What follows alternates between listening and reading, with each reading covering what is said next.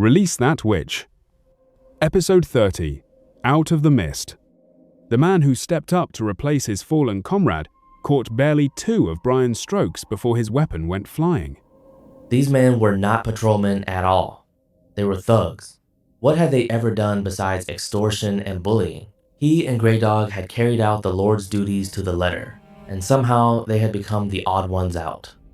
But it was this trash, these vermin, who would sell out their own town to curry favor with the Stronghold, who had murdered Grey Dog by the basest means, unforgivable. He swung his sword straight at his terrified opponent's neck. Just then, a dark blur stabbed out from behind his target, closing on Brian's heart in the blink of an eye. The strike was too well hidden. By the time he sensed it, there was no time to parry. In desperation, he kicked off the ground and flung himself backward. A sting lanced through his chest. Rolling twice and coming up, Brian dropped back into a guard stance. The sneak thrust had only cut through his coat and skin. No great harm. The real question was the man who had made it. He recalled no one in the patrol with such swordsmanship. You actually dodged it. The man shoved aside his disarmed teammate and came forward, step by step. By the firelight, Brian realized he did not know this face at all. Short in stature, but with grotesquely long arms that would nearly brush his knees. A stranger's face. Brian could have sworn he had never seen it before. You are not one of the patrol. Who are you? He dealt little with the 5 from next door, but he knew their faces. This man had clearly taken one of their places and slipped into the castle with the rest. That Brian himself had missed it on the midnight march was no surprise, but Scarface's lot could not have. And since they showed no surprise at all, there was only one explanation. Scarface had planted him. You have already guessed the answer, so why ask? Either way, you were about to die. Damn it, he cut me. Viper, hack off his arms and legs. I want to bleed him slow. My regrets, Mr. Hills. I must give priority to the task my lord the Count assigned me. Before the words were out, the man called Viper was on him. His angles were vicious and uncanny, and with that freakish reach, Brian was forced into a desperate defense, driven back step after step, never finding the chance to counter. Careless. Anxiety rose in his heart. They had been fighting in this underground passage long enough. Surely someone above had noticed by now? He had meant to avenge Grey Dog with his own hands. Now he could only hope to last a little longer, until His Highness's personal knights came to surround these villains. You seem to be waiting for something. Let me guess. Hoping the prince's men will save you?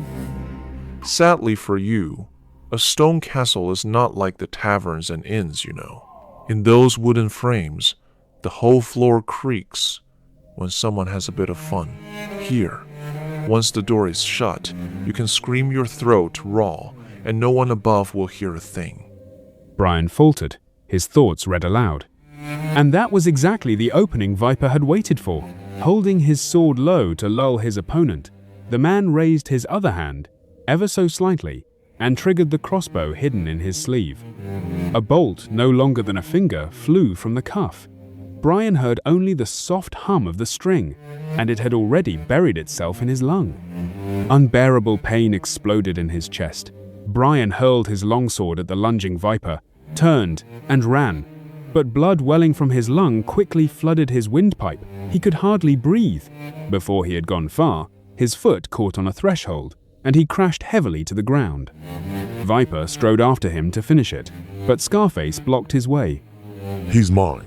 I will teach this bastard what it means to stab me. Make it quick. And do not forget our real task. Scarface hauled Brian up by the hair and snarled into his face. Believe me, you will die in agony. Brian wanted nothing more than to spit a mouthful of blood into that face, but his strength was draining away like water. He knew he had not long to live. Old regrets surged up within him. The wife he would never meet, the knighthood he would never win, but the greatest regret of all. He had failed to avenge Grey Dog. Wait, what was that? He blinked. On a crate ahead of him sat a woman. In the murky light, he could not make out her features, but the graceful curves beneath the robe left no doubt that she was a woman. Damn it. Was this a hallucination? When he had tumbled into this room, there had been no one inside. Had the gods above heard his complaints and conjured a vision to comfort him? Really now, fighting so merrily on someone else's turf and meaning to kill a man right in front of my eyes? That hardly seems proper. Brian felt Scarface's hand jolt and tear free of his hair. All around came the hiss of weapons leaving their sheaths, and several sharp cries rang out together. Who are you? Their reaction was far too... Wait. His thoughts were growing hazy. Then the woman he was seeing was no hallucination? Me? I belong here. And what are you? Rats that slipped in through the sewer? The woman hopped down from the barrel, bent, and patted the dust from her robe. In the dim firelight, Brian saw a strange emblem embroidered upon it. 3 triangles side by side, and a great eye set at their center, its outline glinting gold in the firelight. Her voice was crisp and lovely, yet utterly without feeling. This was not natural. No one who stumbled upon a murder scene should be this calm. Viper realized it too. His expression darkened. Slowly he circled to her flank, then thrust, sudden and straight. The woman did not even turn her head. She waved a hand, careless as brushing away a fly. Viper never saw her weapon. He felt only a gust of cold wind pass through his body. A scream! Scarface stared, not believing his eyes. Viper had charged in and leapt back out, and the place where his sword arm had been was empty. His arm, sword, and all lay on the floor. Terror seized Scarface by the throat. Others might not know, but he knew Viper's measure well. Ruthless, cunning, deadly. That was the Count's own judgment of the man. Anyone the Count saw fit to recruit was no weakling. Even Brian could not have lasted half a quarter hour against him. And now a woman had lopped off his whole arm with a single, indifferent blow. What are you all standing there for? Kill her! Kill her! Bleeding too freely, Brian's vision began to blur. He heard chaotic footsteps all around him, the clash of weapons, and the dull thuds of bodies hitting the floor. What was happening? He forced his eyes to turn and looked ahead, and the patrol captain saw a sight beyond his understanding. The woman's figure moved like a ghost, strolling through the ring of her enemies, now seen, now gone. Every strike pierced a vital point. It was less a slaughter than a dance. He had never seen anyone wield a killing weapon with such rhythm, her blade flashing high and low, tracing impossible arcs. Beside her, the men were nothing but clumsy clowns. They struck back in vain, and in vain they fell, until at last she stood alone and proud among them. That was the last thing Brian saw before consciousness left him. Release That Witch. Episode 31, Our Friend. Roland sat at his desk in a daze. He had never imagined anyone would truly dare to cut their way into the castle. Had Nightingale not discovered them in time, he would likely have met a vicious end. Who was it this time? His third sister? Or one of the others? Must they be in such a hurry? The king's decree gave them 5 years, and only a few months had passed. Utterly outrageous. Could a man not be allowed to spend his winter in peace? Footsteps sounded outside. Carter Lannis, the chief knight, pushed the door open and entered. Your Highness, the dead have all been identified. Of the 8 bodies, 7 are former members of the patrol. 1 is unknown. Of the 2 still living, 1 was treated by the wit by Miss Pine and has not yet woken. The other has been thrown into the dungeon and is under close watch. The patrol? He had known that force, raised by the previous lord, could not be trusted. 8 traitors out of 10. Keeping them out of the militia had clearly been the right call. The one in the dungeon, warn your men to watch him closely. Don't let him swallow poison and kill himself, like last time. Last time? Ahem. Never mind. In any case, I want everything out of him. Who ordered it, who made contact, who paid the coin, all of it yours to investigate. Yes, Your Highness. But instead of leaving, Carter sank to one knee. That assassin slipped into the castle at all was my failure. I beg Your Highness to punish me. Enough. You were not in the castle at the time. This has nothing to do with you. Then, may I ask who it was that stopped the attack? From what I saw at the scene, they all seemed to have been killed by a single person and utterly unable to fight back. You could tell that much? Had the sides been evenly matched, the scene would not have been so clean, and the wounds would have been of every kind. They all fell inside one small storehouse, and besides blood and bodies, hardly a single stored item was disturbed. Those great crates of salted meat did not bear so much as a sword mark, which means that person moved freely in a small open space using no cover at all. Forgive my boldness, Your Highness, but that is simply inconceivable. I see. He understood what Carter meant. In theory, even the strongest fighter, once surrounded, falls into a hopeless position. Real combat is not like the films, where the encircling enemies politely attack one at a time. Strikes from blind spots are deadly. So against many, the correct answer is to use terrain and always face the foe head-on, but Nightingale was no ordinary person. In any case, go and do what you must. That person cannot show herself for now. When the time is ripe, I will tell you. His chief knight was loyal and dependable, and already knew that Anna and Nanava were witches. Yet, Roland still chose to keep Nightingale's existence hidden. She was different from the other two. She did not belong to his side. She stayed in this town only for Anna's sake. Behind her stood the Witch Cooperation Association, and sooner or later she would leave. Carter withdrew, looking thoroughly dejected. Roland could understand him. A man of the sword had trained all his life in techniques distilled over centuries, and taken them as truth. Seeing something beyond understanding was bound to shake him. If swordsmanship could reach such a realm, then what was all that he had been so proud of? I thought you would call me out. Nightingale appeared out of thin air, seated on the corner of the desk with her legs crossed. So did I. Why not simply settle down here? Be my hidden guard. 2 gold royals a month, double what Anna gets. How about it? The house comes with a garden, 2 days off every week, and paid leave every year. That means you rest while still collecting your pay. I can't simply abandon my companions, you know. To his surprise, this time she did not refuse outright. She only smiled, non-committal. Then bring them all here. Once winter passes, Bordertown begins a great construction effort. However many come, we can take them in. And besides, witches could walk the streets without being despised. No one would call you evil. Tell me that again when you have actually done it. Well, a pitch depends on the product. This sort of thing could only come slowly. Nanava was taken back safely, I trust? Though the poor thing got quite a scare. The prince sighed. Nightingale had woken him at midnight, and the sight of the scene had nearly made him vomit. Once she gave him the brief of what had happened, Roland had ordered her to sneak Nanawa out. The girl, who had only ever healed chickens, fainted dead away at the sight of a living person covered in blood.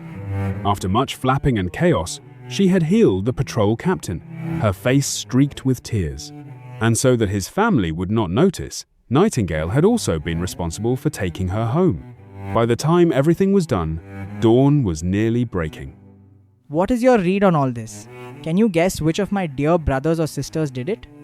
They were all patrolmen, and the one exception carried nothing that pointed to any identity.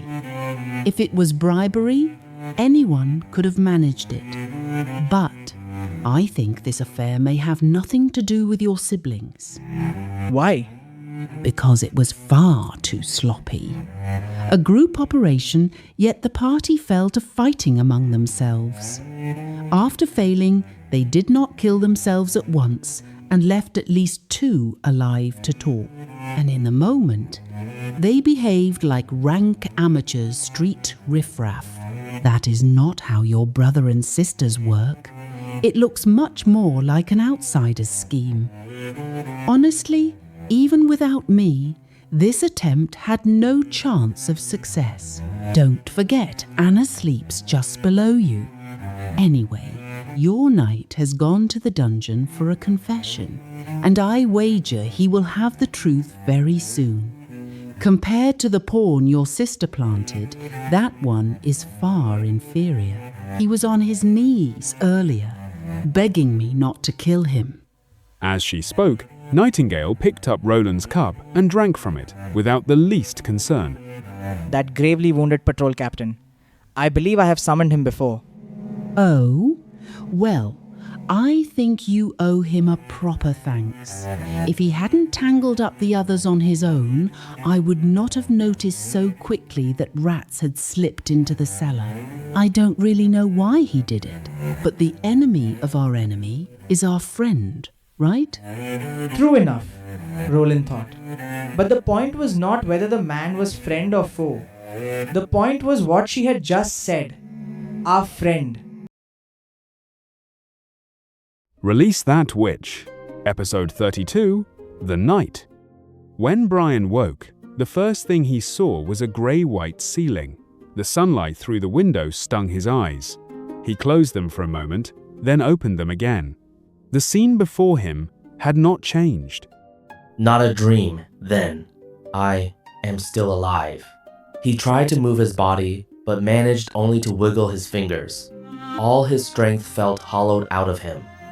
Then he heard someone cry out, "He is awake!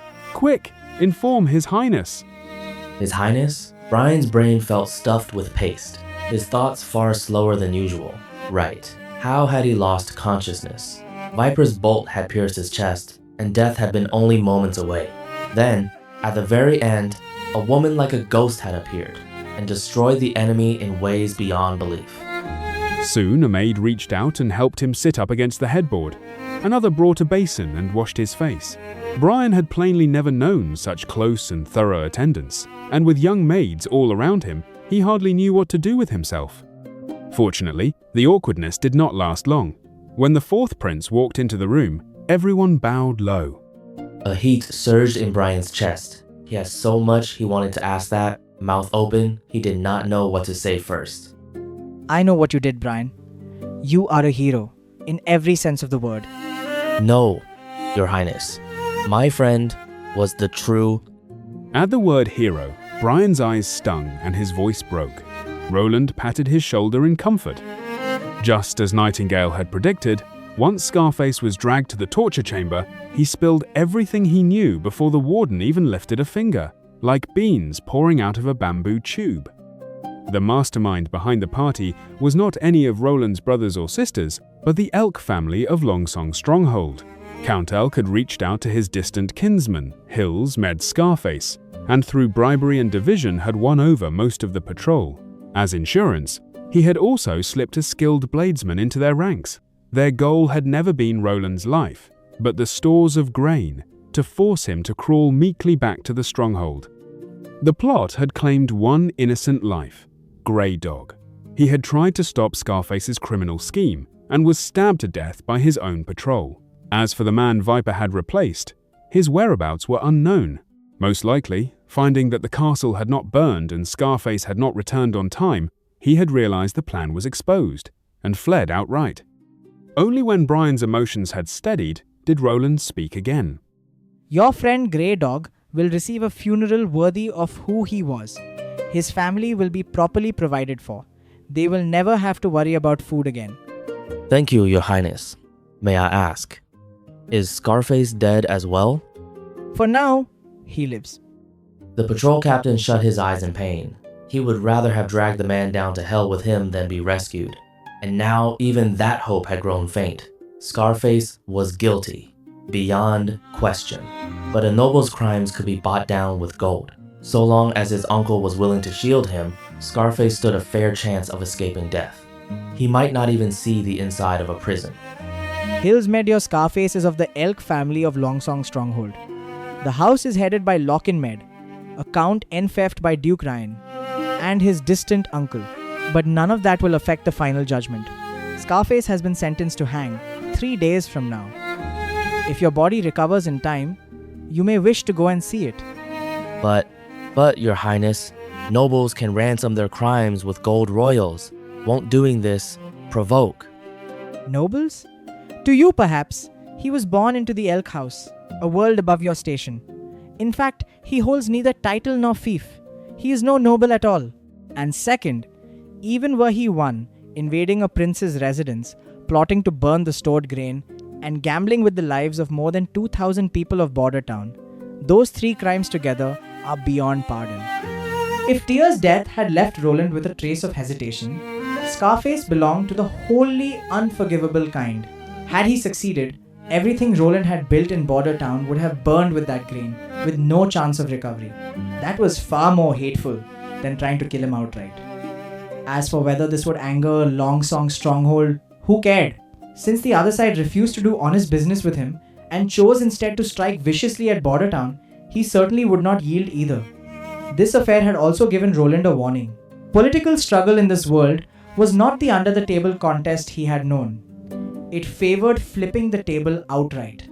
Far more primitive and far bloodier. Rest well now. You lost a great deal of blood, so do not leave the castle. I have assigned others to the patrol's duties, and when the months of demons are over, I will hold your dubbing ceremony. Your Highness, do you mean to say? Yes, you will be my knight, Mr. Bryan. Ready? Thrust. Vanner gritted his teeth and thrust out the long wooden pole, with the same force as last time, at much the same angle. That made his 100th thrust. His arms had gone numb. He felt he could not hold on. Then again, he had thought exactly the same at the 50th. Yet a week of training had built obedience into his bones, and he obeyed the command. Honestly, he was a little surprised he had lasted this long at all. I'll rest. At Iron Axe's command, a collective sigh of relief went up. Vanner let his pole down and sat straight onto the ground. By now, he finally understood. Their militia was no errand unit, running petty tasks for guards and knights. After a week of bizarre training, their exercises had gradually begun to look like the real thing. Like now, standing on the city wall, thrusting and recovering their spears on the hunter's word of command. Though the spears were only wooden poles, Vanner could well imagine the part he would be playing. A supply unit would never drill like this, which meant they would face the demonic beasts head-on, atop the wall. The very thought was terrifying. Vanner had half a mind to slip away quietly, but somehow, looking at the teammates training beside him, thinking of the 3 rich meals a day and the handsome pay, he could never quite make up his mind. Release That Witch. Episode 33, Gunpowder. On your feet. His Highness the 4th Prince is here. Before a quarter hour's rest was up, Iron Axe clapped and shouted the command. Vanner hurried back to his place. The special training had conditioned obedience into him. Almost without thinking, he raised his wooden pole into the ready stance for a thrust. The prince's party mounted the wall and passed behind the ranks. From the corner of his eye, Vanner noticed His Highness slow his steps as he passed this very spot. Roland sighed inwardly. They say rising late ruins the morning, but rising early ruins the whole day. Truth indeed. He had just finished cleaning up after the night attack on the castle, and now he had to come inspect the militia's progress. He had not slept all night, and drowsiness kept washing over him in waves. But he had to come. The force had entered its pre-battle phase. As Supreme Commander, staying out of sight too long would erode his presence, and hearts would grow unsettled. What does one say at an inspection? Greetings, comrades. You have worked hard, comrades. If no one answered the second half, that slogan would die of embarrassment. Better to chat with a man or two about daily life, show some graciousness, and farm a little reputation. So planning, he patted the shoulder of a reasonably sturdy-looking lad. Thank you for your hard training. Are you tired? Are the 3 meals treating you well? From his long news-watching experience, the expected response was an excited, bellowed, "Not tired, very good." The man was excited. All right. He spun around and dropped straight to one knee, nearly startling Roland out of his skin.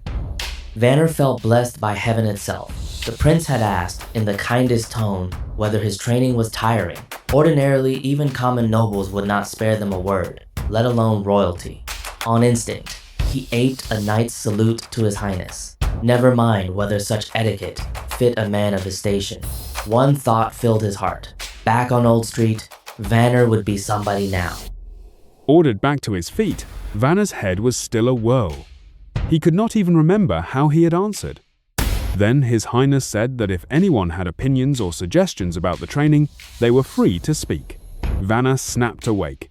This was his chance. If he could convince His Highness that the militia alone could never hold the wall, perhaps he would no longer have to agonize over whether to run or to stay. Your most respected Highness, the militia's numbers are truly too few. The way we drill in formation now, when the demonic beasts come, we could hold a third of the wall at most. You see, even if the prince recruited several more batches, there would be no time to train them, and weapons were a heavy expense besides. Border Town could scarcely produce 300 spears in 2 months. Even 100 was a stretch. That was why they still trained with wooden poles. If His Highness could see that, perhaps he would hire a band of mercenaries from other towns as the main defense. Those needed no training and could fight at once. They even brought their own arms and armor. The only trouble was the steep price. You are right. For one militia to watch the entire wall is indeed unrealistic. Vanner's heart leapt with joy. His Highness meant. He agreed with him? But the fourth prince did not say the words Vanner longed to hear. Instead, he called Iron Axe to his side. Demonic beasts are, in a sense, merely variants of ordinary beasts. They have no power to think, correct? Yes, Your Highness. The common kinds are no different from beasts. Even their habits are much the same. But the hybrid kinds, I have seen few and cannot say for certain. That will do. The stretch from the Redwater River to the foot of the North Slope runs nearly 1800 feet. We can induce them to attack a chosen sector. You mean set traps? A trap, yes, but not the kind hunters use. A common trap hides itself to catch prey. I mean to do the opposite. Set pocket-shaped obstacles far out from the wall, fences, earth mounds, ditches, so these brainless beasts must detour on their own. An unbroken line of barriers will shepherd the prey toward the spot we choose, gathering them at last inside the ground we have prepared. As for how to lure the monsters there, I can think of no one better suited than you. Guiding them is no problem. Wolf kinds hate water. Boar kinds fear light. Every beast has its habits. But Your Highness, this would concentrate every demonic beast within 600 feet. Is that not far too dangerous? With spears and bows alone, yes, it would be. But now, we have a new weapon. As he left, the prince paused once more behind Vanner and patted his shoulder. Keen eyes. What is your name? V. Vanner, Your Highness. I will propose to my chief knight that you be made deputy of the Spear Company, Mr. Vanner. Keep up the good work. Behind the calcination shed, Roland had built a new one-story house devoted to making snow powder. That is, gunpowder. The 300-square-meter building had a single entrance and enforced the strictest security. 2 knights stood guard at the door. Everyone who entered was registered and searched, lest they carry in anything that could spark a flame. No fire of any kind was permitted inside, so work began only by daylight. And to keep Nightingale from slipping in on the sly, a gauze curtain hung across the doorframe. This is the new weapon you spoke of. Isn't this just snow powder? Summoned to the workshop, Carter had pinched up a little of the black powder and held it to his nose. Iron Axe might not know it, but Carter had attended many royal ceremonies and knew well what filled the salute barrels. It was the alchemy workshop's pride. Its formula was a secret to outsiders, though a prince could certainly obtain it if he wished. It is snow powder, and yet not quite. The Alchemy Workshop's latest improved product. I call it gunpowder. Gunpowder, the indispensable farming miracle of every transmigrator. Its ingredients came from everywhere, and you only needed to know the ideal ratio. 1 part sulfur, 1.5 parts charcoal, 7.5 parts saltpeter. No technical barrier at all. The snow powder of this era was an inferior product. 60% charcoal, 20% sulfur, and saltpeter, and 20% bizarre extras such as mercury, butter, and honey. It burned slowly, released little gas, and could never show what gunpowder ought to do. But Roland knew the alchemists kept testing new ratios. In 30 years at most, a snow powder close to standard black powder would appear. In history, long after gunpowder was invented, it still took ages to fully displace cold weapons because of the formula and because weapon craft could not keep pace. But many people overlooked one thing. Even without guns and cannon, gunpowder itself is a terrifying weapon. Release That Witch. Episode 34, The Test Blast. Back when the cement calcination shed was first built, Roland had already planned several more testing houses around it. Most stood near the North Slope mine, where they could be watched as a group. These mud brick timber-roofed huts went up quickly and did not slow the wall's construction. The saltpeter bought in bulk from Willowtown was stored in a nearby warehouse. Only when needed was it ground and weighed by hired workers and sent to the house in batches. Charcoal and sulfur were handled the same way. The carrying and mixing of the three ingredients were each done by different groups of men, so that the risk of leaks was kept to a minimum. From the finished black powder, Roland weighed out 20 pounds and poured it slowly onto a sheet of cut parchment.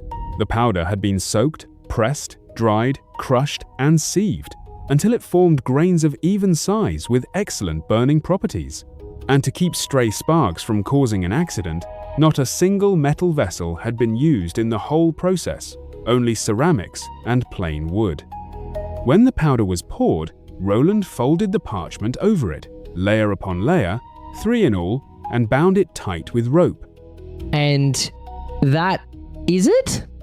This thing could be called a weapon? Granted, it was an improved snow powder, but whom could noise alone frighten? It might work on farmers who had never seen a battlefield. No trained warrior or mercenary would give it a second glance. Then again, the Chief Knight considered carefully. His Highness's recent deeds had all seemed unreasonable, yet most had ended with astonishing results. If demonic beasts truly had the wits of animals, perhaps this thing would work unexpectedly well. One great bang to scare them scattering, easing the pressure on the wall's defenders. Something like that? Nearly done. Take this. We are going outside the wall. Iron Axe should have everything ready by now. Roland stuffed the wrapped powder into Carter's arms, then took up a leather bag of finely ground priming powder. The test ground he had marked out was an open field, about a mile west of the wall, between the misty forest and the impassable mountains. Iron Axe and several other hunters had been waiting there for some time. All but Iron Axe were locals, and the finest archers of their kind. Hearing the prince had a task for them, they had followed Iron Axe eagerly. By now, everyone knew the new lord of Bordertown was never stingy with pay. On Roland's orders, they had raised tall poles around the field and strung ropes between them, marking a cordon nearly half a mile around. Knights patrolled the side toward the wall to keep anyone from wandering close. Have you brought the prey? Roland walked the cordon once around, checking it, and nodded. All here, Your Highness. Iron Axe dragged forward a cage. Carter noticed it held a few pheasants and rabbits. Good. Set them at 5 paces, 10 paces, 15 paces, and 30 paces from the center point. Tie one to each stake. Your Highness, the animals you have chosen can hardly test the effect. They are timid by nature. The slightest noise sends them fleeing. Even if this frightens them, it may not frighten a demonic beast. Frighten the beasts away? I never meant to frighten them away. Though I grant you, the noise this thing makes when it goes off is quite astonishing. Roland blinked, then caught Carter's meaning. He led the Chief Knight to the center of the ring, set down the powder bundle, and slit a small opening with his dagger, letting some of the powder leak out. Then he took out the bag of fine powder and began sprinkling a trail from the breach, walking backward as he went. The day was windless, perfect for this primitive method of ignition. He did not stop until he had backed nearly 100 meters away. That will do. We light it from here. Go and gather the hunters. Roland's heart was in fact rather excited. He had already run flash tests with small amounts and did not worry about the result. What he cared about was this. It would be a great moment. From this day forth, the weapon of gunpowder formally stepped onto the stage, and he, as its director, would be written into the milestones of history. Once everyone had gathered, Roland lit the powder trail. Carter lay prone on the ground, watching the spark race away, and could not help feeling unimpressed. From this distance, with no bronze barrel to hold it, who knew whether the bang would even carry this far? And yet the prince had ordered everyone to lie flat. Still, since the fourth prince himself led by example, he could hardly object. The winter ground was bitter cold. Even through chainmail, the chill crept up. Carter shifted, about to turn his chest aside when a heaven-shaking roar suddenly split the air. The distance was too short. The blast and the shockwave arrived almost as one. His ears whined, and the world went abruptly silent. The earth's tremor passed in an instant. He lifted his head and saw a black cloud slowly rising, while shards of stone and clods of mud rained down like a storm. The shock that reached Roland was far milder. A man who covered his ears even for firecrackers, he had made his preparations the moment the fuse was lit. The blast point did not bloom into a giant fireball like in the films. The flash came and went in an instant, and a great mass of mud and slag was flung some 10 meters into the air by the blast wave. When the dust settled, Roland's only thought was, that was so much louder than firecrackers. As for Iron Axe and the other hunters, they were dumbstruck with fright. Of them all, only Iron Axe had known this trip was to test a new weapon, and even he had never imagined its voice would be so staggering. Perhaps only the thunder of heaven's own punishment could compare. Roland got to his feet and led them all back to the blast point. In the ground yawned a crater half a meter deep. The rabbit nearest the heart of the blast had vanished without a trace. Only a short stump of its stake remained. He checked the other animals one by one. The pheasants at 10 and 15 paces lay motionless, clearly dead. No visible wound marked them, but Roland knew they had died of the shockwave. The sole survivor was the grey rabbit at 30 paces. Spots of blood seeped through the thin walls of its ears, and when people approached, it no longer even struggled, as if that great roar had stolen its soul. Carter swallowed hard. His buzzing ears slowly returned to normal. Only now did he understand what the prince had meant by, "I never meant to frighten them away." Was this truly improved from snow powder? With this achievement alone, the alchemists would surely rank far above the astrologers. Your Highness, if the militia could have weapons like this, Bordertown would never again fear the threat of demonic beasts. Can it be made in large numbers? The way Iron Axe looked at Roland had changed completely. I'm afraid not. By the time the months of demons arrive, we will likely have enough for only 20 or 30 charges. The crux is saltpeter. In this era, making niter is still primitive. They pour a lime mixture into pits of human and animal waste and collect the crystals that seep out. Besides the alchemy workshops and the great nobles, almost no one has any use for it, so such extraction yards are few. If we burned through them all for blasting powder, the supply would soon run dry. As a trump card, this weapon had to be used together with muskets and crossbows. Release That Witch, Episode 35, Belonging. Nightingale walked within the mist. Seen from here, the world held only black and white. The lines that formed things were no longer clear. The boundaries between straight lines, angles, and curves all blurred, like the doodles of a child. It was a feeling hard to put into words. Nightingale had spent a long time learning to tell the boundaries apart. Used well, it freed her from the bonds of mortal things, and she could pass through the mist at will. A wall that seemed of one piece needed only a slight shift of angle, and an entrance that could never exist in the real world would appear. Within the mist, up and down, before and behind, were no longer fixed ideas. They shifted into one another, even overlapped, just as she was doing now, stepping into the castle under the guard's very eyes, climbing unseen step by step along the ever-shifting lines, passing through the ceiling, and arriving in Anna's room. To her, this was a world of perfect freedom.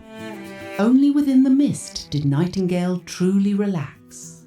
It was silent and lonely, but she loved this feeling of being beyond all threat. Most of the time, this place was black and white, but now and then, she saw other colors. Anna, for instance, Witches were different from ordinary people. They were vessels of gathered magic, and Nightingale could see that power flow and fade. It was the only color the mist ever held. She had never seen a colour so full and fierce as Anna's. Emerald light surged over her body, near white hot at its heart, almost too bright to look at. It baffled Nightingale. As a rule, the colour of magic matched the power it showed. In the association, she had seen many witches who wielded flame. Most were orange or dull red, like a leaping ball of fire. None of them, in size or brilliance, could compare to Anna. If that was merely hard to understand, the other point was beyond belief. With such an immense magic gathered within her, why was she still alive? In the whole Witch Cooperation Association, Nightingale had found no one with such power. Even full-grown witches paled beside her. If Anna ever reached adulthood, no, she would never have that chance. The stronger the magic, the stronger the bite back. Nightingale sighed. She dared not even imagine what torment Anna would face when the demonic bite came. That pain, tearing from the inside out, would not even let you lose consciousness. Until the moment you gave in and accepted death, you would endure it, on and on, without pause. She stepped out of the mist, put away her low spirits for the moment, and made herself cheerful. Good morning, Anna. Anna had long since grown used to these uninvited, unannounced appearances. She nodded without answering, and went on practicing her control of the flame. Nightingale rubbed her nose, walked over to the girl's bed, and sat down. She had watched this practice many times. At first, Anna would slip and set her own clothes alight, and the shed in the back garden had kept a full bucket of spares for her. Later, she could make the flame dance at her fingertips with ease. Even Roland stopped pressing her to practice, and the shed was torn down to make a spot for afternoon tea and sunshine. Even so, Anna still practiced 1 or 2 hours every day, just as the prince had once instructed right here in her own room. I brought fish cakes. Want some? Nightingale drew a cloth bundle from her bosom and spread it open before the girl. Anna sniffed and nodded. Go wash your hands first. Good. It wasn't that the girl disliked her, she was simply no talker. Come to think of it, she clearly cared about Nanawa, yet barely spoke with her either. In fact, except before Roland, she hardly ever spoke at all. And Roland, by contrast, talked far too much.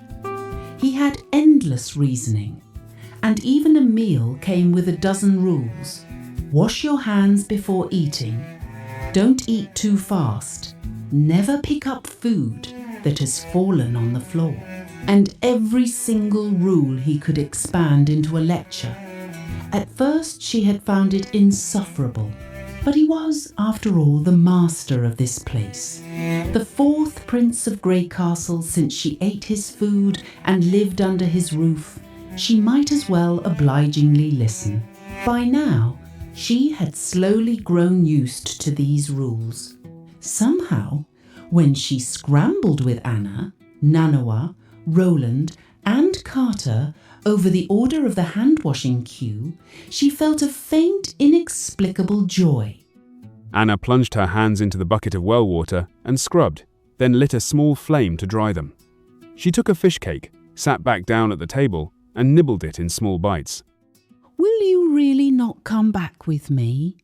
There are so many sisters there. They would take good care of you.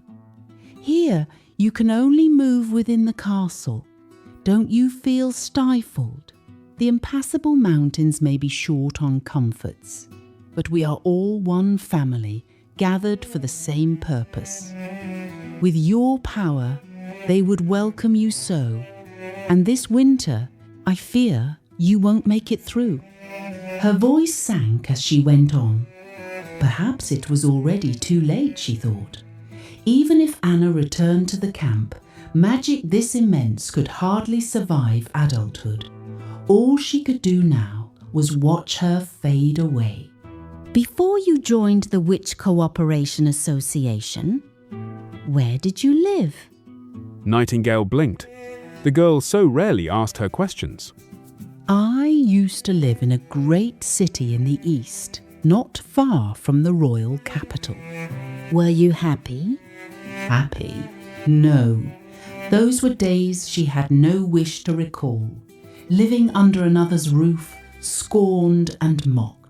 And when they found she had become a witch, she was watched like a cat or a dog, a chain around her neck, forced to do their bidding. Why do you ask? I used to live in the old district. My father sold me to the church for 25 gold royals. It was His Highness who took me out of that cell. Here, I am very happy. Anna laid out her past in a few simple sentences. But you cannot leave this castle. Apart from Roland Wimbledon, everyone out there still hates witches. I don't mind. And he said he would change all that. Didn't he? That is very hard. So long as the church stands, witches will always be called evil. Anna did not argue. The silence stretched on, so long that Nightingale thought she would never speak again. Then, suddenly, the girl asked, Were you happier in the association? Or are you happier here? What are you saying? Of course it's the association. In truth, she cared little for the search for the Holy Mountain. But there she had friends she could never abandon. Bordertown? Had she not heard that a witch was in danger, she would never have come here at all. The answer should have been obvious. So why couldn't she say it at once? This time, Anna smiled. Nightingale rarely saw her smile. Those eyes were like a lake, reflecting the morning light, somehow setting the heart at ease, even without the mist around her. I heard from Roland that you search for the Holy Mountain in the northern ranges. If the Holy Mountain means peace and a place to belong, then I think I have already found mine. This place was her Holy Mountain, Nightingale realized. Though little of Anna's life remained, her soul would reach that farther shore sooner than most witches ever would. Just then, the sound of running footsteps came from outside the door. Nightingale listened closely. They sounded like Nanawa's. The door burst open, and in rushed none other than Nanawa Pine. Oh, what do I do? Sister Anna, my father found out I'm a witch. Release That Witch. Episode 36. The Negotiation. Roland was dragged out of bed by Nightingale. Hearing that Nanawa Pine's father had come to his door, he was startled at first, but quickly realized this was a rare opportunity. To keep the little girl here, helping against the months of demons, he needed a reason for the Pine family to spend the winter in Bordertown. That should have been a thorny problem. The fourth prince's reputation among the nobility had sunk to rock bottom, and with relations with the stronghold so tense, the worthies whose estates lay east of the fortress were hardly likely to linger in a small town. Roland had never considered working with nobles at all. They might be skilled at scheming for power, but they were not made for fighting side by side. He dressed quickly, washed briefly, and came to the reception hall. Tegu Pine, left to stew there by the guards, was already seething. The moment he saw the prince, he shot to his feet. Your Highness, where is my daughter? This was Roland's first sight of Nanawa's father. Thick-set and not tall, with a ring of rough beard around his face, and in his belted cotton tunic and close-fitting leather breeches with big pockets, he looked more like a hunter than a noble. She is quite well, Mr. Pine. Then why did your guards wave her straight in, yet stop me at the gate? I demand an explanation, Your Highness. Bring my daughter out to me. What was this? Roland stared. The scene he had imagined went like this. The man learns his daughter has tragically fallen and become a witch, and either humbly begs him to keep it quiet or simply begs him to solve the problem. But this aggressive Pine, who threw all noble etiquette to the winds that he had not expected. As for why the guards let Nanava in, that was his own doing. She came to see Anna every other day. The guards all knew her by now. After a moment's thought, Roland beckoned a maid and sent her to bring Nanawa over. However rude the man, he was still Nanawa's father. Better to let the two meet first. If he showed the least sign of handing the girl to the church or casting her off, there would still be time to act. Nanawa came out together with Anna. The instant he saw his daughter, the impatience vanished from Tigu Pine's eyes. He spread his arms wide and called to her. Come here to Papa, quick. But the girl only hid behind Anna, half her head peeking out. Are you going to sell me to the church? Ahem. What are you saying, silly child? The church doesn't even take dunces like you. Now, come home with me. This reaction left Roland rather baffled. By Nightingale's account, Nanava had been seen using her magic by her father, had fled in panic to the castle to find Anna, and her father had chased after her, murder in his eyes. But looking at him now, Tigu's gaze held only concern and doting love, nothing like the loathing common folk bore witches. Had he gotten something wrong? Mr. Pine, your daughter is a witch. You know that by now, surely. What are you saying, Your Highness? I don't understand a word. Tigu stamped his foot and stepped forward to seize Nanawa's hand, but Anna shifted sideways and blocked him. Father, I really have become a witch. I'm sorry. Nonsense. Which witch? Did Carl put that in your head? I knew I should never have let you attend that academy. All that church drivel is a load of dog rubbish. Hearing this, something clicked in Roland's mind. The man's endless covering for Nanava. It was because he had misunderstood Roland himself. That was why he had been so frantic before seeing his daughter. Anna. He winked at the witch. She nodded, faced Tigu, who was trying to edge around her to drag Nanawa away, and stretched out her right hand. Flame burst from her palm and swept past just above his head. Tigu's eyes went round. He stumbled back several steps. Nanawa, alarmed, hugged Anna's arm tight. Sister Anna, no. Your Highness, this is... As you see, she is a witch too, same as your daughter. And the reason Nanava comes and goes freely in this castle is not what you imagined. Now, can we sit down and talk properly? Only now did Tigu seem to wake from a dream. He made a couple of dazed sounds. Your Highness, I... Sit. Have a cup of tea first. Just as I thought, he sighed inwardly. Is my reputation really that foul? Foul enough that I would not spare even a child? The man's earlier rudeness made perfect sense now. A father who cared for his daughter sees her run into the Lord's castle, and the gate guards looking entirely used to it. What would that mean?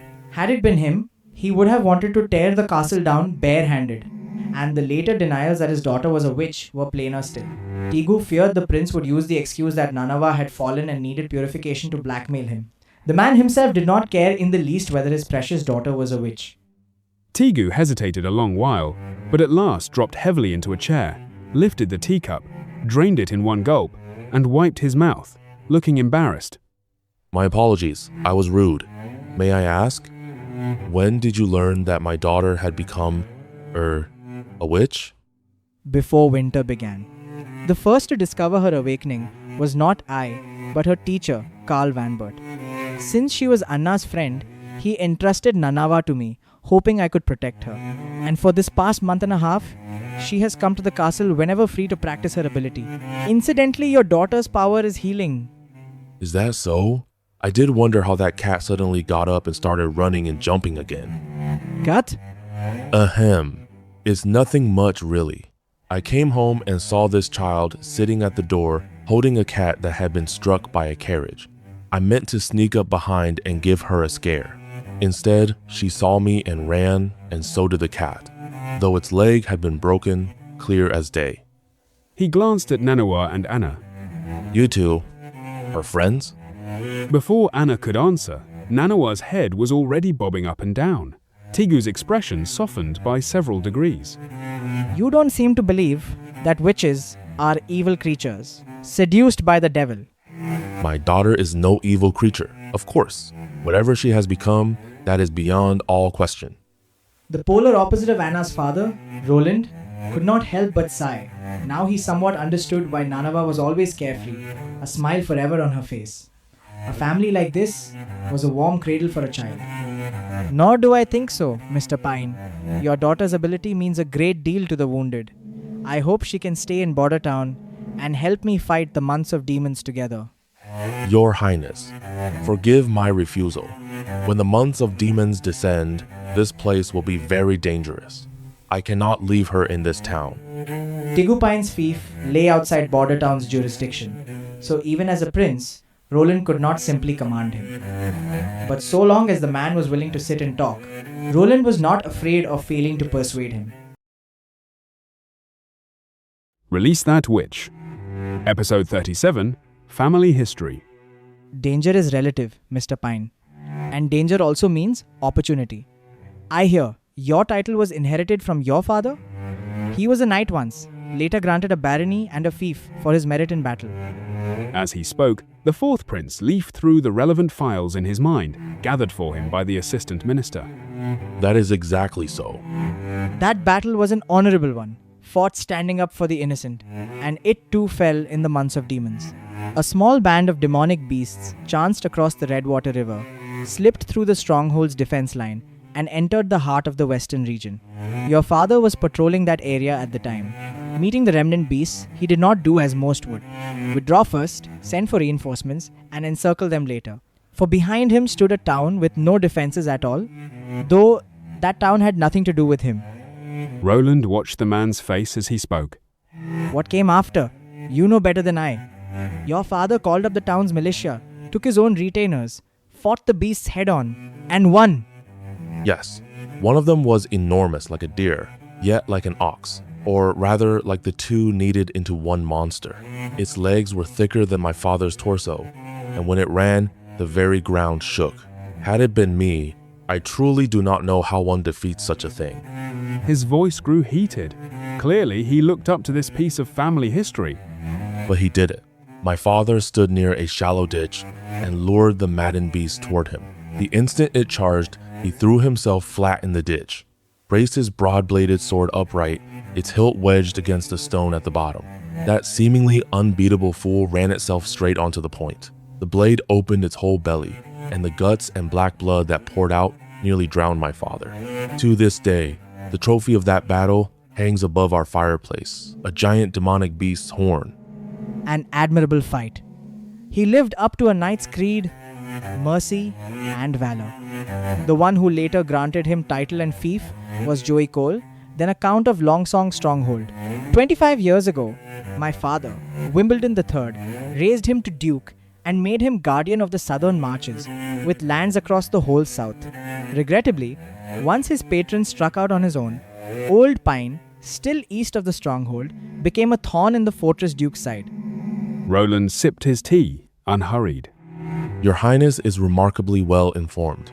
The Fortress, Duke, and Lord Joey have never seen eye to eye. And Joey Cole was no count in theft by the Fortress Duke either. His bloodline traces back to a branch of the royal family. In house and in blood alike, he is no whit inferior to Duke Ryan. Such was politics, the balancing games of Wimbledon III. To untangle this mess of relationships, Roland had summoned his assistant minister for a full day of lectures. Enfeoffment and jurisdiction among nobles were chaos. In theory, a greater noble commanded the lesser nobles within his lands. In practice, it was far more tangled.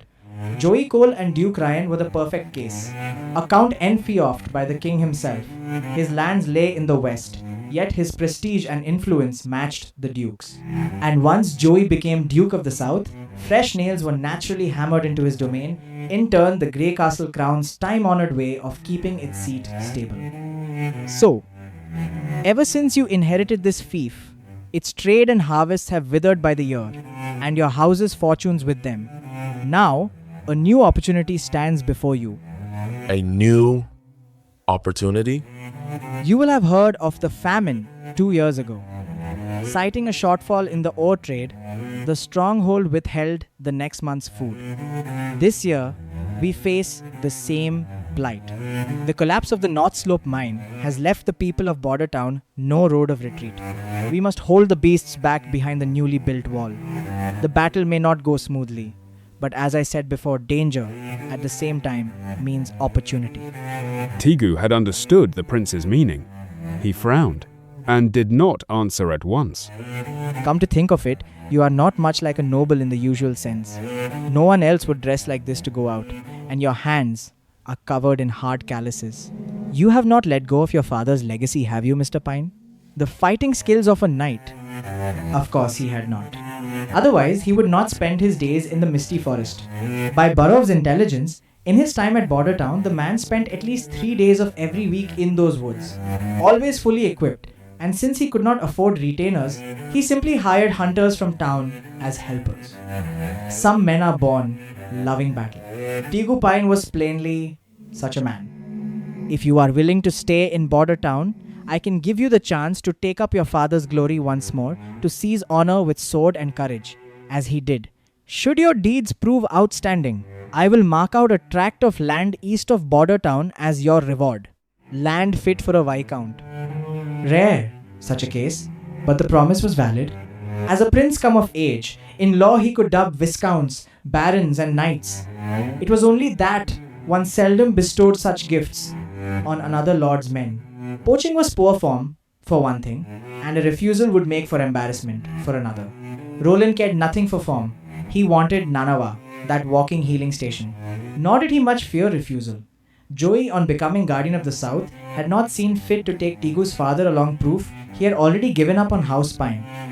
Then, Your Highness, may I send Nanawa back to Longsong Stronghold? No one has ever withstood the demonic beasts here. If it should fail, I do not want my daughter buried in this place. I told you at the start, Mr. Pine, danger is relative. Have you thought what would follow if Nanawa were discovered as a witch in Longsong Stronghold? That place is nothing like Border Town. The church has taken root there for years. Its believers and informants are everywhere. Once exposed, even I could not save her. Border Town will not fall. When the months of demons come, I will stand on the wall and fight shoulder to shoulder with my people. Our opponents are only mutated beasts, not devils proof against blade and spear. Your father defeated them on open ground with nothing to hide behind, and we, besides, have a wall they cannot easily cross.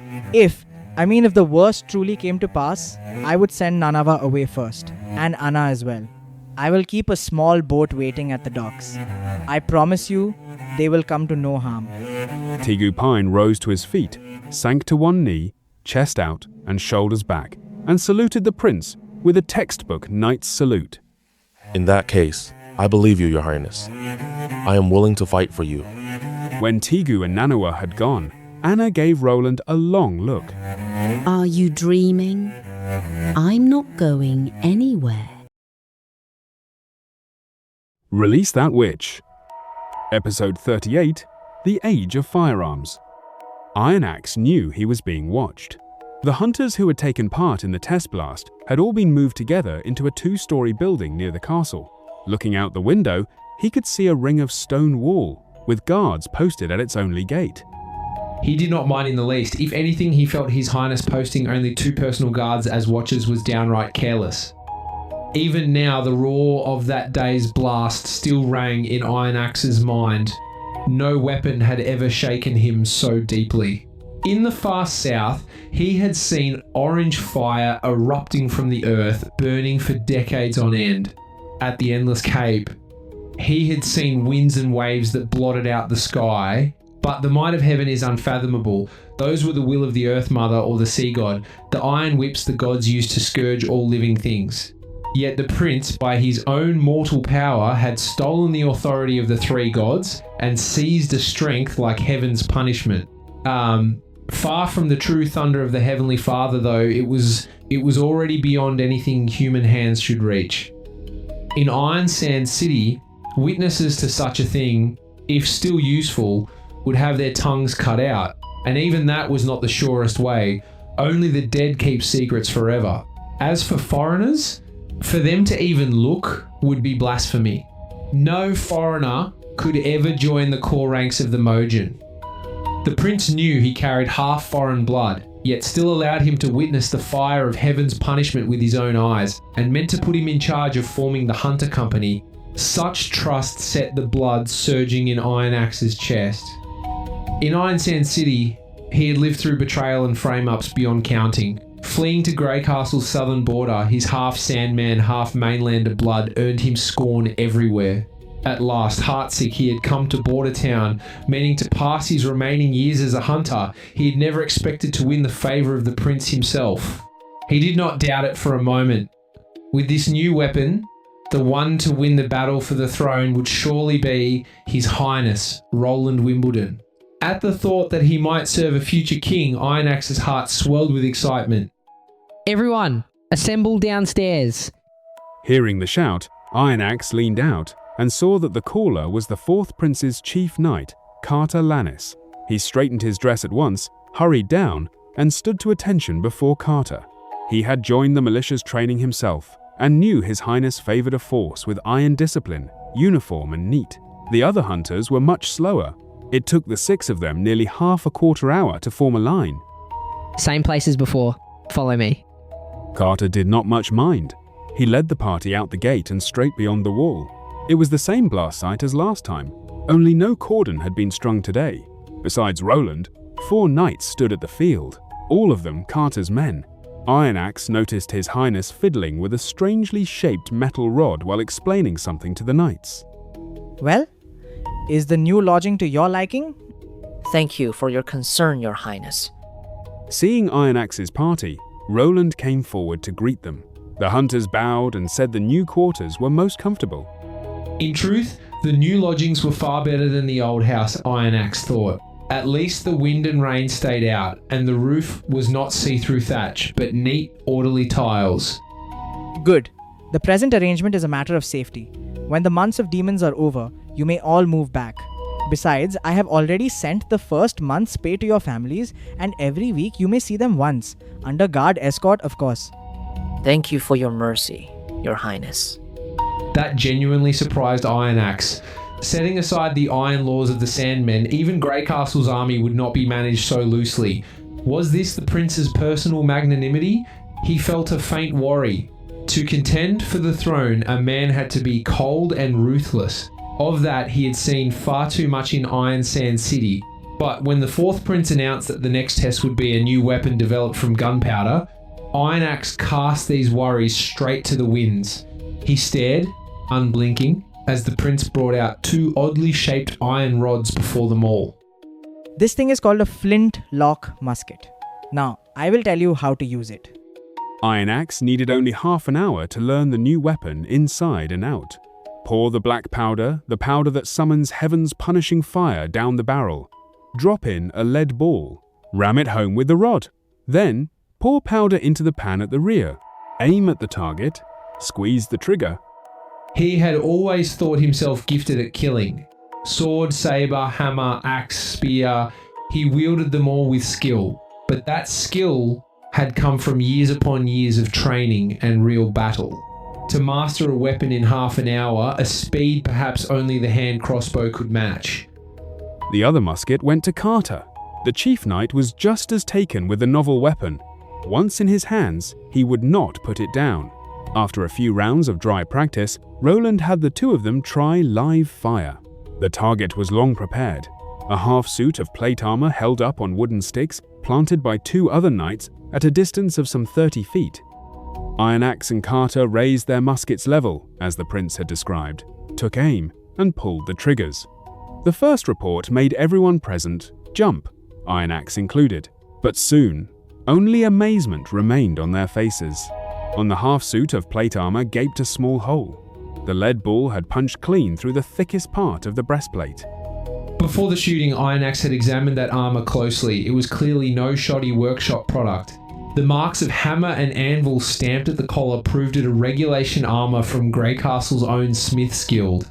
At its thickest, the front ran half a finger deep enough to stop a direct shot from a hand crossbow at close range.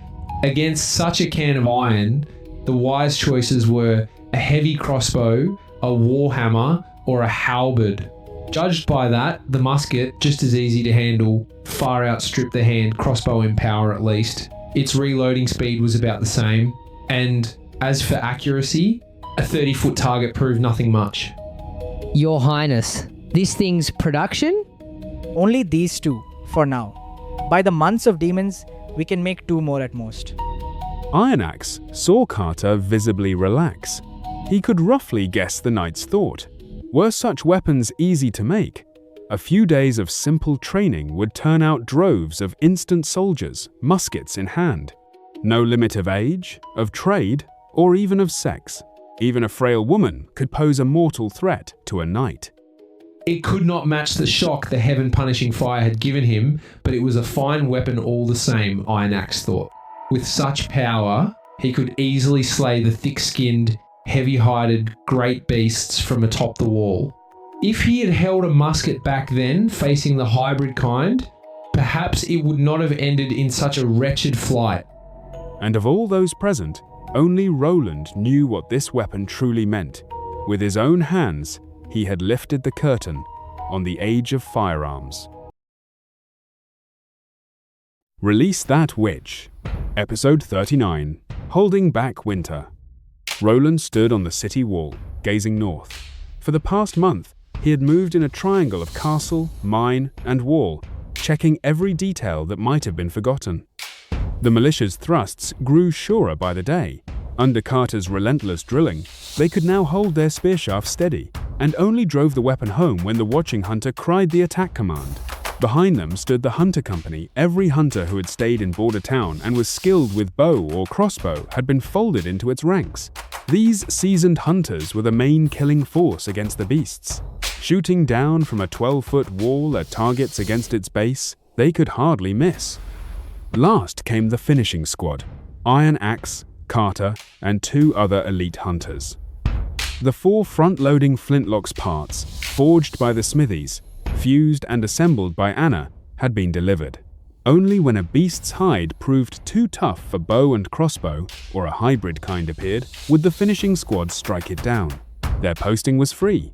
They roamed the 200 meters of wall, appearing wherever they were needed. As for the explosive charges, they were kept in a heavily guarded warehouse at the foot of the wall, to be hauled up singly only when a rescue was needed. If one of those went wrong, the damage to their own side might exceed the beast's. Beast teeth could not bite through cement and rubble, but an explosive could send a whole stretch of wall into the sky. So far, Roland had organized 2 live drills, including the use of the charges. Thanks to those drills, the militia would not throw down their weapons in fright at the roar when the real defense came. And there was a second benefit. Once everyone saw the devastating weapon in their prince's hands, the company's morale soared. Your Highness, the income from the ore trade is more than half spent. If the months of demons run as long as the astrologers claim, I fear we will not last to winter's end. Barov tightened his collar as he spoke. Then pour in everything in my vault. And do not stop the trade with Willowtown.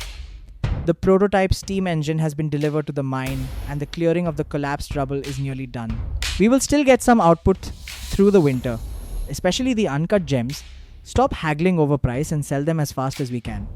Stockpiling more grain and dried meat is always right. I will see it done, Your Highness. Only. Seeing his assistant minister swallow his words, Roland knew exactly what the man wanted to say. Rest easy. I have arranged a small boat. If the line truly collapses everywhere, I will leave the town. Then I am relieved. Go on with your work. I want to look a while longer. Alone. When Barov had gone, the prince slowly climbed the watchtower, the highest point at the wall's center. From here, he could overlook the broad jungle ahead and the rolling ranges beyond. The cold wind howled against his face, but he paid it no mind. Only on this empty height did his heart, taut before the coming battle, grow calm. You lied to him. You never meant to leave at all. Life is hard enough as it is. Some things are better left unexposed. I can't understand a word of your nonsense. If even a prince's life counts as hard, then what does ours count as? Even if you never become king, survive the 5 years of the royal contest, And you are still lord of a domain. And rather than worry about that, you should spend more time with Anna. I'm afraid she hasn't much time left. I don't think she will lose her life to the demonic bite. Why? She said she would not lose to it. I believe her. You actually believe a witch. We are people cursed by the devil, you know. Is that so? Well, I believe you too. In plain clothes, Brian stood before Grey Dog's gravestone. He ran his fingers gently over the brand new stone. On the pure white face was carved a single line. Nameless, yet living on in hearts. A hero who gave his life for Border Town. Grey Dog, I got my dream. When the months of demons are over, His Highness will hold my dubbing ceremony. But I don't want to wait on a sickbed for it. My wounds have healed. The top of the wall is where I belong. The months of demons are nearly here. The beasts may be terrible, but they will dash themselves against the defense we all built together and come no step further. I will swing my sword for your share as well to guard this town. It isn't over. The one who framed you is still alive, but he will not live on forever. That is His Highness's promise to me. The next time we meet, I will bring you good news. Brian bent down and laid a bouquet before the gravestone. Farewell then, my friend. Sister Anna, aren't you afraid? Nanawa lay sprawled on the bed, calves kicking in the air. Afraid of what? The demonic bite, of course. Nightingale says it comes in winter. I only became a witch in autumn, so this year is my first. Your first? It will hurt. Sometimes you will even wish you could die right then, but you will live through it, just like me. I don't know if I can. I'm not as strong as you. Nanawa clapped a hand over her mouth the moment the cry escaped. I'm not all that strong. You will meet things that make you want to live, even if it means struggling to live. Like a steak dripping with sauce. How should I know what you want, Haim? Anna closed her eyes, and the scene of her first meeting with Roland rose in her mind. In that dim, freezing dungeon, he had laid his own clothes over her shoulders and softly said he wanted to hire her. To this day, she still found it hard to believe. Then, noticing Nanawa staring at her without blinking, Anna wiped at her own face. Is there something on my face? No, I was just a little surprised. You never used to say so much to me, Sister Anna, the way you looked just now, with your eyes closed, thinking it was beautiful. Anna rolled her eyes, hopped off the bed, and walked to the window. Nanawa followed. What are you looking at? The misty forest? The forest is to the west. From here, you can only see the Redwater River. Sister Anna, look, up there. Anna froze for a moment, then pushed the window open. A gust of cold wind swept into the room, carrying dots of snow. She reached out and caught a single crystal flake. A chill spread from her fingertips. It's snowing. Back atop the wall, a long silence had passed before Nightingale finally spoke. You actually didn't lie. Of course, I rarely lie, as it happens. Nightingale said nothing more. She turned her face aside, something unreadable stirring in her eyes. All at once, she felt a chill on her neck and hunched her shoulders.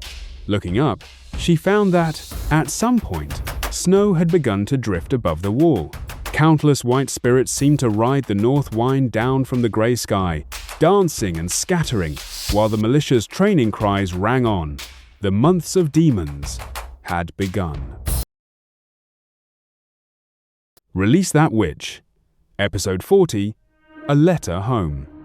The firewood roared, but Goran Wimbledon felt little of its warmth. Though the great tent was sewn from oxhide, its base pressed down tight with earth, and there should have been nowhere for the wind to leak in, he still felt cold to the bone. His toes, especially, were nearly numb. Curse this place. Even your piss freezes before it lands. He spat, stood up, gripped the table with both hands, and heaved. The veins bulged on the backs of his hands as the 6-foot square of solid oak rose clean off the ground. Setting it down beside the fire pit, he finally felt a little better. He pulled off his boots, stretched his soles toward the flames, spread out the sheet of paper, and went on writing his unfinished letter. To my dear Livia, I have been in Hermes for over a month now. The church folk prefer to call it the New Holy City, of course. Were it not for the pact of the demonic moon, I would not stay here a moment longer. I would come back to your little house and share a warm bed with you. Thanks to that pact, the army sent to watch the church's every move has become the ally propping them up. A fine irony, is it not? Speaking of the church, I must admit, what they have done here is staggering. I remember my first visit 20 years ago. Hermes had nothing but mountains and stones then, and the church's towns all crouched at the mountain's foot. Now they have not only cut a road fit for carriages up the slope, they have raised a fortress city of vast scale upon the summit. If it were summer, you truly ought to see it with me. This new holy city of theirs is grander than Grey Castle itself. Do you remember the theater in the capital? We went together to watch The Prince's Revenge, and you marveled at its clever shape, that so much room could fit inside. But if you saw the new holy city's drill ground, you would find the Grey Castle Theater is nothing. 5 theaters worth of space, and not a single stone pillar holding it up. From the outer wall jut 8 things like giant beast bones. Between the curved bones run countless branches and hemp ropes, suspending the entire roof in the air, like a boom on a ship. How did they even conceive of it?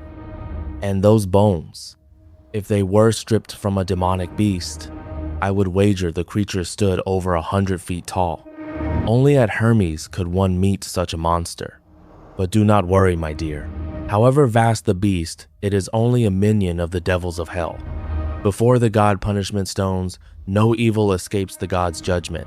Demonic beast, witch, or the devil himself all end the same way, scattered as ash. Writing this far, Goron Wimbledon put down the pen and shook out his aching hand. Strange, he mocked himself with a smile. He could swing a 15-pound greatsword all day, yet a few lines with a pen left him tired. I really am cut out for a brute's work. Speaking of demonic beasts, it occurs to me, my 4th brother was packed off to a wretched place called Border Town. He has no doubt tucked his tail and fled into Longsong's stronghold by now, though the beasts there cannot compare with those on the Hermes line. I cannot blame him. Even I would have no choice but to shelter in such a place. And from this, you can see how unfair our father is. Just because our 2nd brother showed himself cleverer from childhood, he means to hand him the throne? Father has forgotten he did not win Grey Castle's crown by cleverness. Since mother died, I have found his thoughts harder and harder to read. What came next gave Goron pause. He did not know whether to tell Livia his true plan. After a moment's hesitation, he decided to write on. If the plan went smoothly, by the time this letter arrived, he would already have reached the royal palace of Grey Castle.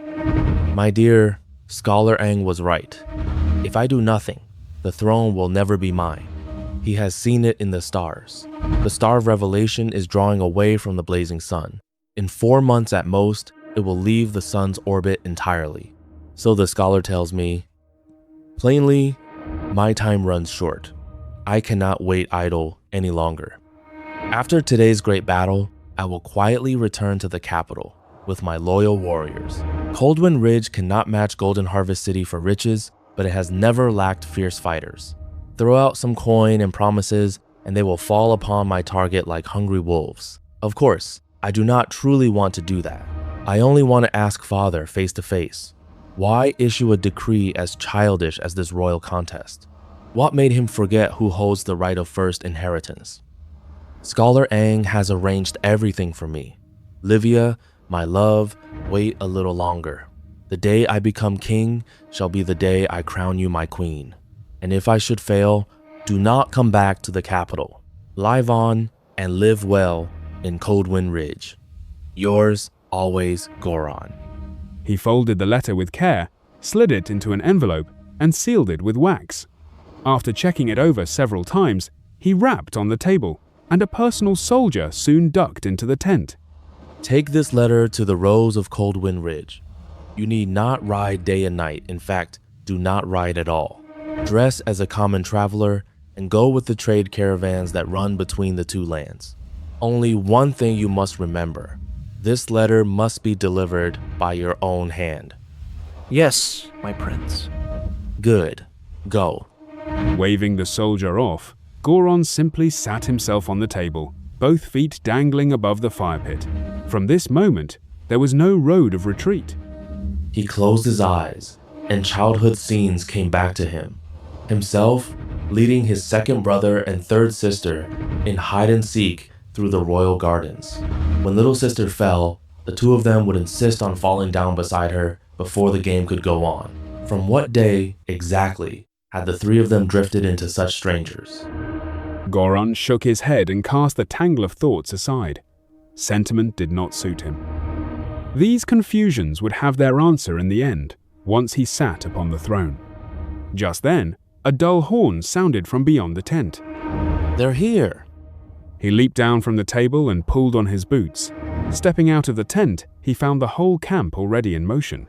Running soldiers and banners merged into currents, all flowing toward the chosen battlefield. From the distant ranges came a muffled, rolling echo, unbroken. The horn's long cry meant only one thing. The demonic beasts had come. With me. He swung onto the warhorse his guard led over and trotted toward the top of the wall. Only standing in person upon the holy city's wall could one feel its grandeur. It lay like an uncrossable chasm planted across the gap in the impassable mountains. Its top was flat and broad, wide enough for dozens to walk abreast. Before it rose cliffs of glacial ice. Behind it stretched the level highland.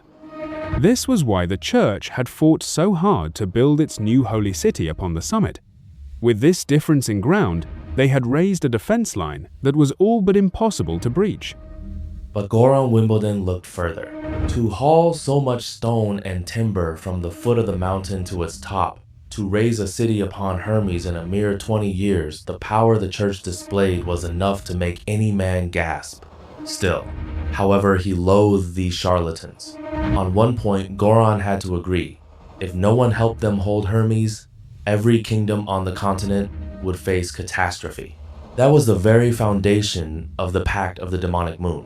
When the months of demons fell, the 4 kingdoms bordering Hermes had to send armies to support the church and fight beside its judgment army. 4 banners stood against the wind atop the wall. Dawn the serpent scepter, Wolfheart the crossed blade and shield, Everwinter the rose of ice, and Greycastle the tower and the spear. Watching the black dots that appeared in the distant sky, Goron Wimbledon tightened his grip on his greatsword.